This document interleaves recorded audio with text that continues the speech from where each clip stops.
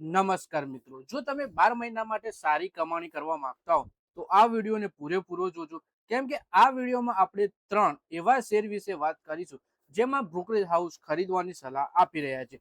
તો આ કયા 3 શેર છે અને ટાર્ગેટ સ્ટોપ લોસ શું જણાવે છે એ આપણે સંપૂર્ણ માહિતી જોઈએ. સાથે જ યુટ્યુબમાં જોતા હોય તો આપણા વિડીયોને હાઈપ પણ કરી દેજો. આ સપ્તાહમાં મુખ્ય બ્રોકરેજે 3 કંપનીઓના શેર ઉપર ખરીદીની સલાહ આપી છે. હિન્દુસ્તાન કોપર, ટાટા મોટર્સ અને સુઝલોન એનર્જીને લઈને બ્રોકરેજ ફર્મનું માનવું છે કે આવનારા સમયમાં આ કંપનીઓના કારોબારમાં મજબૂત વૃદ્ધિ જોવા મળી શકે છે.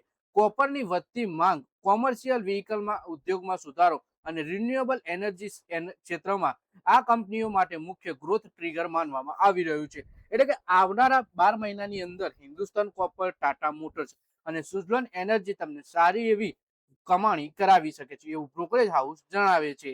સૌથી પહેલા હિન્દુસ્તાન કોપરના શેર વિશે વાત કરીએ.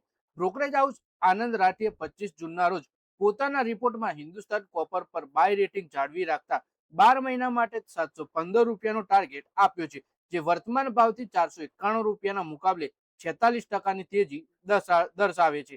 બ્રોકરેજનું કહેવું છે કે તાંબુ હજુ પણ સૌથી મજબૂત નોન ફેરસ ધાતુ છે, જેનાથી કંપનીના લાંબા ગાળાની વિકાસ શક્યતાઓ મજબૂત છે.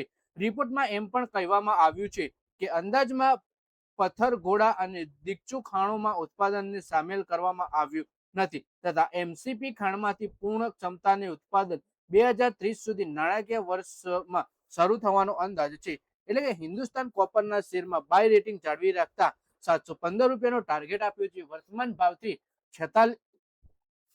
46% તેજી દર્શાવે છે. પછી મિત્રો ટાટા મોટરના શેર વિશે વાત કરીએ.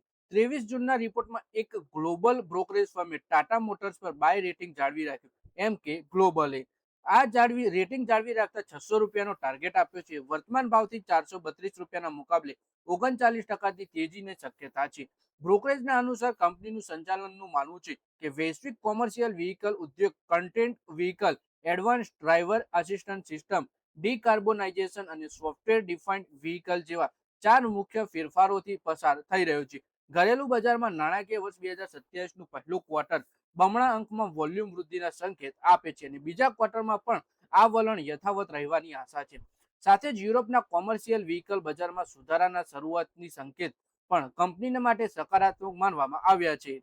પછી મિત્રો સુઝલોન એનર્જીના શેર વિશે વાત કરીએ. દેવેન ચોકસીએ રિસર્ચે 23 જૂનના રિપોર્ટમાં સુઝલોન એનર્જી ઉપર બાય રેટિંગ આપતા 74 રૂપિયાનો ટાર્ગેટ નક્કી કર્યો. વર્તમાન ભાવ 57 રૂપિયા 10 પૈસાની સરખામણી 30%ની તેજીની સંભાવના છે. બ્રોકરેજનું કહેવું છે કે કંપની પોતાના સુઝલોન 2.0 વ્યૂહરચના હેઠળ પરંપરાગત વિન્ડ ટર્બાઇન નિર્માતાની રિન્યુએબલ એનર્જી સર્વિસ પ્રોવાઇડર બનવા તરફ આગળ વધી રહી છે. રિપોર્ટ અનુસાર ભારતનું વિન્ડ એનર્જી માર્કેટમાં આગામી કેટલાક વર્ષો સુધી મજબૂત ગ્રોથના તબક્કામાં રહી શકે છે, જ્યાં 10 થી 12 ગીગાવોટ નવી ક્ષમતા જોડવાનું અનુમાન છે. જૂન 2028 સુધી ઉપલબ્ધ આઈએસટીએસ છૂટના કારણે પ્રોજેક્ટમાં ઝડપથી પૂરા થવાની સંભાવના છે, જેનો સીધો લાભ બજારમાં મજબૂત પકડ ધરાવતી સુઝલોનને મળી શકે છે. તો મિત્રો આ વિડીયોમાં આપણે વાત કરી 3 એવા શેર વિશે જેમાં બ્રોકરેજ હાઉસ ખરીદવાની સલાહ આપી રહ્યા છે.